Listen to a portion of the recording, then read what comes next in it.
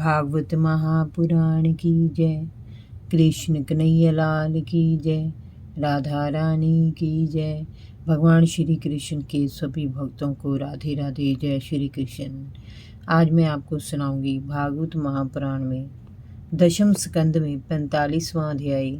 श्री उग्रसेन जी को मथुरा का राज्य सौंपकर गुरुकुल गमन। श्री सुखदेव जी ने कहा, परीक्षित, भगवान श्री कृष्ण और बलराम जी ने अपना दिव्य स्वरूप अपने माता पिता पर प्रकट नहीं होने दिया। उन्होंने एक सामान्य बालक की भांति उनसे कहा, हे माँ, हे पिताश्री, हम आपके पुत्र हैं। आप हमारे बचपन का सुख नहीं पा सके और आपकी ममता तथा वात्सल्य का सुख भी हमें प्राप्त नहीं हो सका।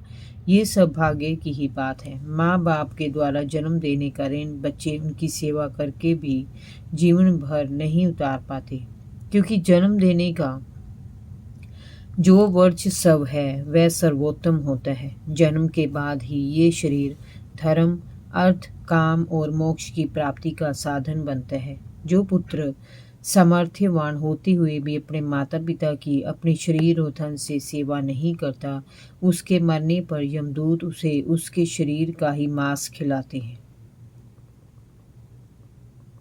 जो पुरुष सामर्थ्यवान होकर भी अपने वृद्ध माता पिता, धर्म पत्नी, संतान, गुरु, ब्राह्मण और शरणागत की सेवा और भरण पोषण नहीं करता, वह जीता हुआ भी मुर्दे के समान है। आप हमें क्षमा करें। कंस के भय से हम इतने दिनों तक आपसे दूर रहे और आपकी सेवा नहीं कर सके। परीक्षित, अपने पुत्रों की बातें सुनकर देवकी और वसुदेव ने उन्हें भाव विह्वल होकर अपने हृदय से लगा लिया। वे स्नेह से मोहित होकर अश्रु बहाने लगे। उनका गला रूंध गया और वे कुछ बोल भी नहीं सके। इस प्रकार श्री कृष्ण ने उन्हें सांत्वना देकर अपने नाना उग्रसेन को यदुवंशियों का राजा बना दिया। उनसे उन्होंने कहा, महाराज, हम आपकी प्रजा हैं, आप हम पर शासन कीजिए। राजा ययाति का शाप होने के कारण यदुवंशी सिंहासन पर नहीं बैठ सकते। यदु ययाति का बड़ा पुत्र था। शुक्राचार्य के शाप से ययाति बुढ़ा हो गया था। ययाति ने अपने पुत्र यदु से उसका यौवन मांगा तो उसने मना कर दिया। इस पर ययाति ने उसे शाप दिया, तुझे और तेरे वंश को कभी राजगद्दी प्राप्त नहीं होगी। सभी आपको भेंट देंगे। हम सेवक बनकर आपकी सेवा करेंगे। कंस के अत्याचारों से भयभीत होकर यदु, वृषिण, अंधक, मधु, दार्शह और कुकुर आदि जो सजातीय संबंधी इधर उधर भाग गए हैं, हम उन्हें ढूंढ ढूंढ कर वापस बुलाएंगे, उन्हें फिर से यहाँ बसाएंगे।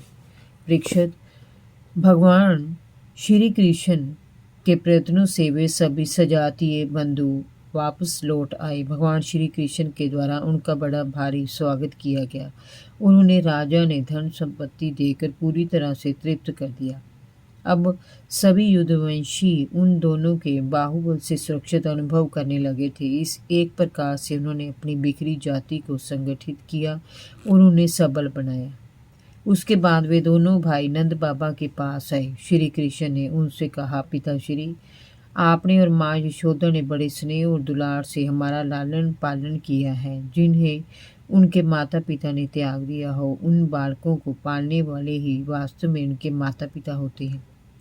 आज भले ही हमें अपने माता पिता मिल गए हों, किंतु वास्तव में आप ही हमारे माता पिता हैं। मैं जानता हूँ कि हमसे बिछुड़ने के कारण आपको और माता यशोदा और रोहिणी जी को बड़ा दुख होगा, किंतु अब हमें यहीं रहकर अपने आगे के कार्य संपन्न करने हैं। अब घर लौट जाइए। यहाँ के कार्य संपन्न करके हम पुनः आपके पास भेंट करने आएंगे। श्री कृष्ण की बात सुनकर नंद बाबा और अन्य ग्वाल बालों को बड़ा दुख हुआ, परंतु श्री कृष्ण और बलराम जी ने उन्हें समझा बुझाकर घर भेज दिया।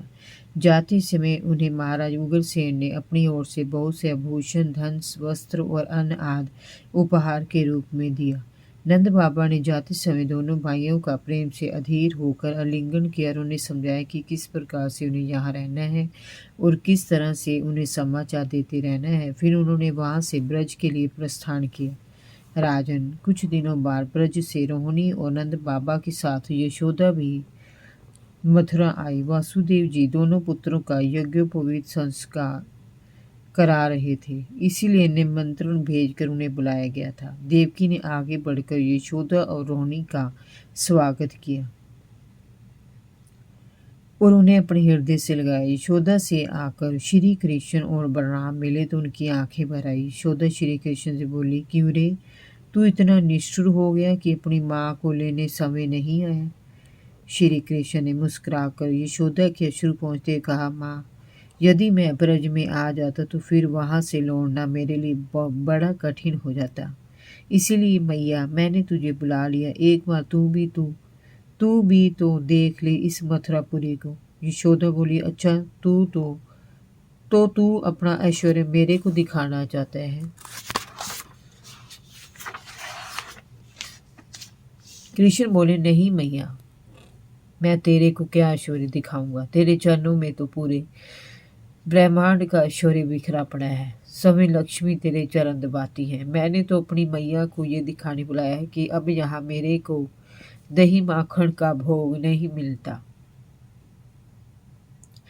और अब तो पिताश्री मेरे को कोहट मुंडा करा के गुरुकुल भेज रहे हैं पढ़ने लिखने के लिए। वहाँ तो सुनते हैं भिक्षा मांग कर जीविका चलानी पड़ेगी। यशोदा बोली, ठीक ही तो है, कुछ पाने के लिए तब तो करना ही पड़ता है। मैं जानती हूँ तू वहाँ रहकर कुछ तो आदमी बनेगा। ब्रज में तो तू कोरा गंवार ही रहा। राजन, यशोदा की बात पर वहाँ सभी मुस्कुरा पड़े। दूसरे दिन गर्गाचार्य और दूसरे ब्राह्मणों की उपस्थिति में वसुदेव जी ने विधि पूर्वक उनका यज्ञोपवीत संस्कार कराया। सारे नगर को विशाल भोज दिया, ब्राह्मणों को धन दाने और गौों का दान दिया।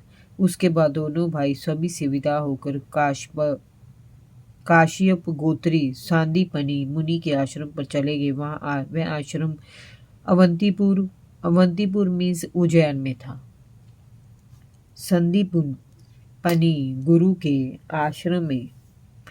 आश्रम में पहुंचकर दोनों भाई विधि पूर्वक रहने लगे।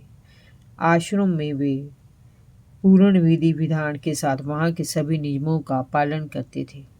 गुरु जी का आदर करना उनका धर्म था। वे पूर्ण निष्ठा के साथ उनकी सेवा करते थे और जो कुछ भी वे उन्हें अध्ययन कराते उसे पूर्ण मनोयोग से स्मरण करते थे। जो समय ज्ञान स्वरूप थे, वे श्री कृष्ण साधारण शिष्यों की भांति गुरु से ज्ञान प्राप्त कर रहे थे।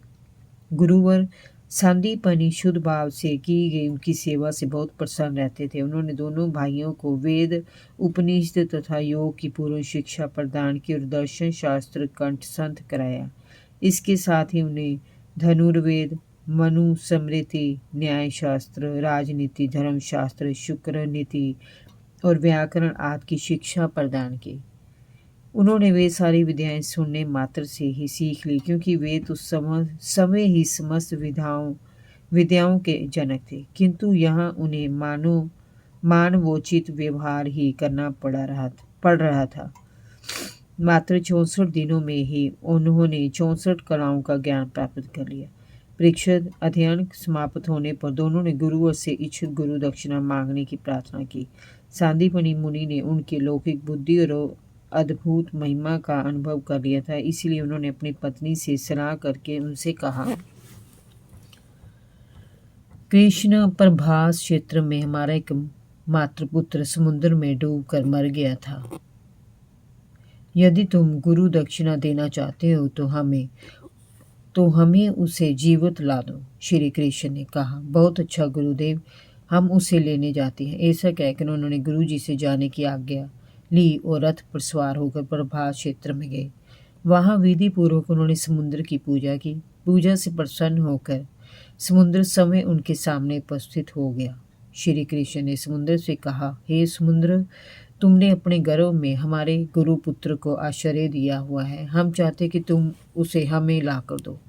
मनुष्य वेशधारी समुद्र ने कहा, हे देवाधिदेव श्री कृष्ण, वह बालक मेरे आश्रय में नहीं है। मेरे गर्भ में पांच जन्य नाम का एक बड़ा भारी दैत्य रहता है। वह शंख के रूप में है। उसी ने उस बालक को चुराया है।